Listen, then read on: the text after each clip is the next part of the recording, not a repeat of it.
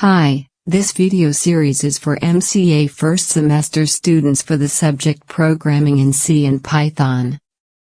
In this series we will discuss the history of C programming language and its silent features.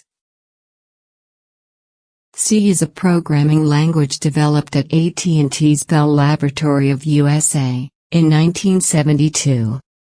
It was designed and written by Dennis Ritchie. As compared to other programming languages such as Pascal, C allows precise control of input and output. Next we can discuss the salient features of C programming language. C is a general-purpose, structured programming language. C lies in between these two categories. That's why it is often called a middle-level language.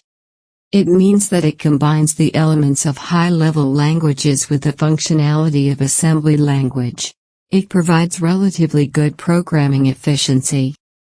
As a middle-level language, C allows the manipulation of bits, bytes and addresses, the basic elements with which the computer executes the inbuilt and memory management functions.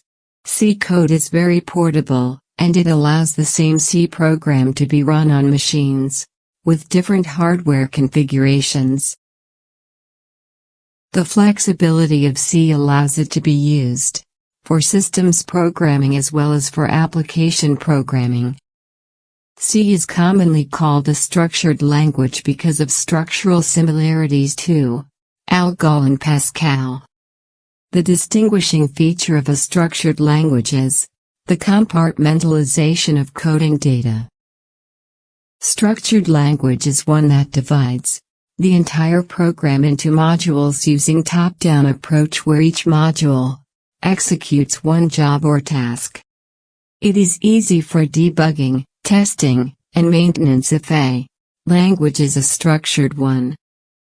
C supports several control structures such as while, do-while, and for various data structures such as structs, files, arrays etc.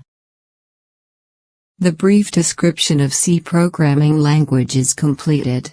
The remaining sections of this video series will be continued. Thank you.